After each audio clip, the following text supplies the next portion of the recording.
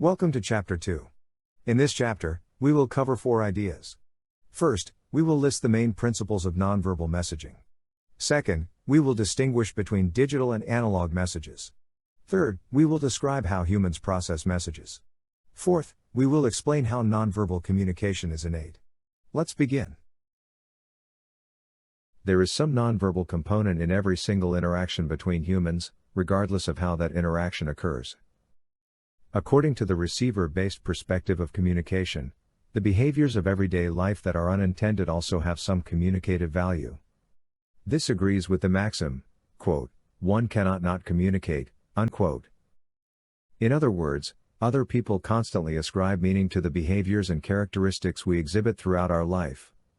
Therefore, nonverbal messaging is present in every single interaction as it gives meaning to behaviors and characteristics. We use nonverbal messaging in many situations. Nonverbal communication can help people in giving directions to a stranger, influencing someone to buy a fundraising raffle ticket, indicating a desire for a romantic encounter, as well as deceiving someone about your feelings. Nonverbal messaging occurs alongside verbal messages because nonverbal and verbal messages are sent and received simultaneously. Sometimes, nonverbal messaging is the sole method of communicating. For instance, you may have to resort to gestures in a situation where you want to let those around you know something, but they wouldn't be able to hear you due to some loud sounds in the background. That might be the case at a loud rock concert. Researchers note that facial expressions are near universal. Regardless of their background, people understand some common nonverbal messages. For example, people are likely to know the difference between an angry face and a smiling happy face. Many of these common nonverbal messages are also common across cultures. Therefore, the meaning of most gestures is likely similar among people, as they directly relate to the things that they represent. For example, to describe tall, one raises his hand in the air above his head. As another example, recall the textbook's example of Sherald and the waiter. In order to alert the staff about his tomato allergy at a restaurant near the border between the United States and Mexico, Sherald was able to communicate enough information by pantomiming the shape of a round fruit, pointing to the color red, and making a choking motion. Therefore, he was able to use nonverbal messaging to communicate a relatively sophisticated message across cultures. So far, we have considered how nonverbal messages can be fairly universal across many cultures. However, there are also non-transferring nonverbal messages. For instance, in areas where computer usage is not widespread, computer-related nonverbal messages may not transfer well. Nonverbal messaging conveys more than words. A gesture may convey more than words alone could communicate. There are also differences in the intention of message. Consider how nonverbal behaviors can lead to someone being confused about a sender's intent. Here's another example from the textbook. Recall reading about Chia Yen? While driving in the foothills, Chia Yen waved to a car through to let that other person turn at the intersection. Unfortunately, that car pulled out and was immediately struck by an oncoming car. What she had meant was to give him her turn at navigating the intersection, but what was interpreted was that she was giving him the all-clear signal. Hence, a relatively simple wave of the hand meant 2 different things to 2 different drivers on the road that day. Recall from Chapter 1 that nonverbal communication has primacy. There is phylogenetic primacy, which is the first way that we learn to communicate as a species. And there is ontogenetic primacy, which is the first way that we learn to communicate across our individual lifespan. Third, there is interactional primacy. This primacy is the first way that we continue to learn information about others through first impressions. Therefore, we have a longer history with nonverbal messages than we have with words and other linguistic features. Putting all of these together, we can summarize with the example of Shelley and Barbara. When Shelley saw her quote-unquote frenemy Barbara from down the street, her face naturally turned into a look of contempt before she even had time to think about it. By the time she reached Barbara, Shelley had composed a smile and politely asked how Barbara was doing. Thus, the overall tone of the interaction had already been set by an unintentional facial expression before words were spoken. Not all messages can be verbal. Sometimes people might want to send a message that can't be put into words, like a criticism, disagreement, an off-the-record statement, or even an edgy humorous jab. Nonverbal behaviors can sometimes be a safer alternative to verbal content. That means that there is an opportunity for the sender to get a message across without any accountability for any verbal message. Consider the example of Santiago. When Santiago was giving his presentation at work last week, no one wanted to tell him that he was boring and taking too long. Santiago's supervisor helped wrap things up by looking at his watch, quietly yawning, and stretching his arms in such a way that Santiago got the hint without being publicly embarrassed.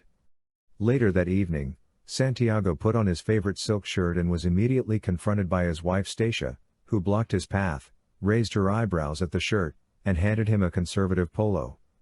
Thus, Stacia also sent a message in a straightforward, yet ambiguous way, that did not hurt Santiago's feelings as much as a direct criticism of his favorite shirt might.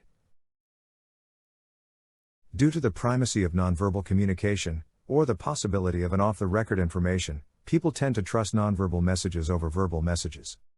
That is why nonverbal messaging is an effective source of sarcasm. Facial expressions or tone of voice negate the words or phrases that are spoken by the messenger.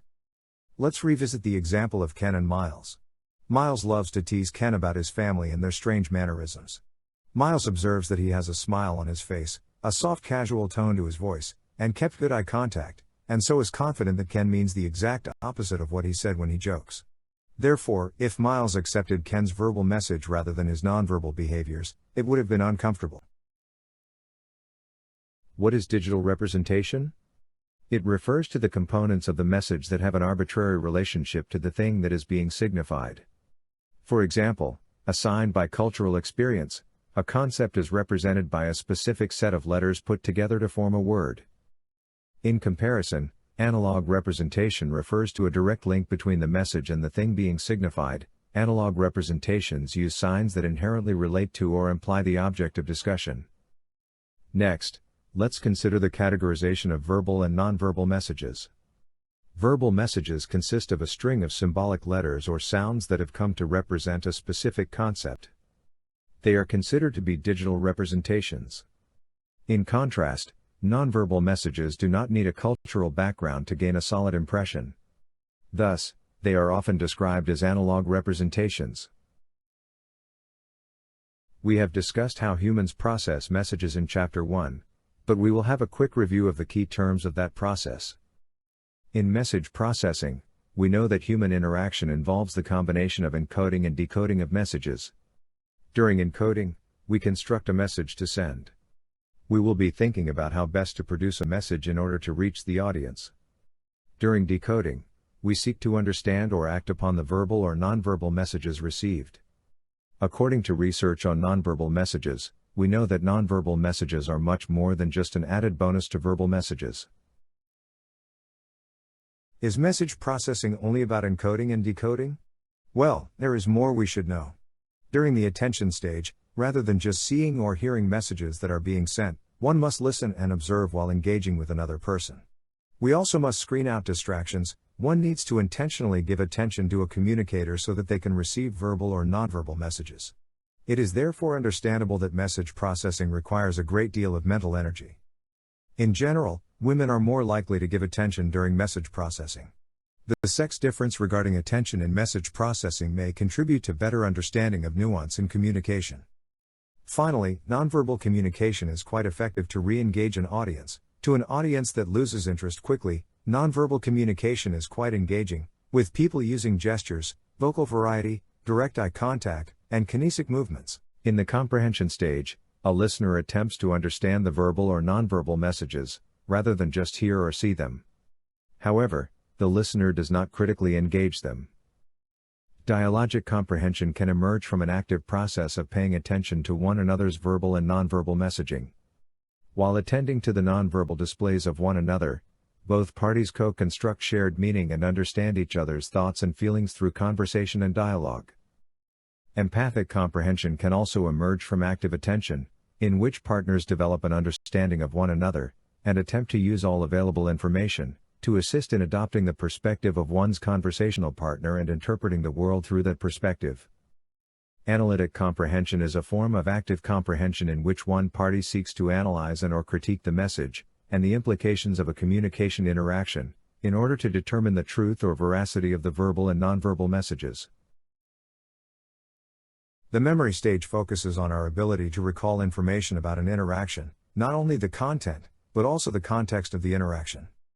Engagement is proportional to recall. If the communicators actively engage one another more, they will be able to have significant recall of important features of the interaction. Although the memory stage focuses on our ability to recall information, and it focuses on verbal communication, nonverbal messaging is associated with human interaction.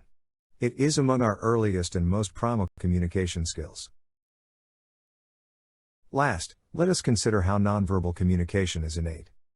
The ability to receive and send nonverbal messages is a fundamental characteristic of being a human being. It is an inherited trait further enhanced throughout a lifetime of cultural learning. However, learning difficulties associated with poor nonverbal skills are often difficult to remediate. Therefore, nonverbal communication is an important part of social competence or social intelligence. Social competence is higher in some people who are more skilled at communicating nonverbally than are others. Social intelligence is higher in some adults who can perceive a wide variety of individual observed and abstract characteristics, based on subtle nonverbal behaviors. Self-disclosure is the revealing of personal information about the self through verbal conversation. In summary, we learn in this chapter that nonverbal messages are everywhere. By learning the key principles of nonverbal messaging, we become better at understanding nonverbal characteristics.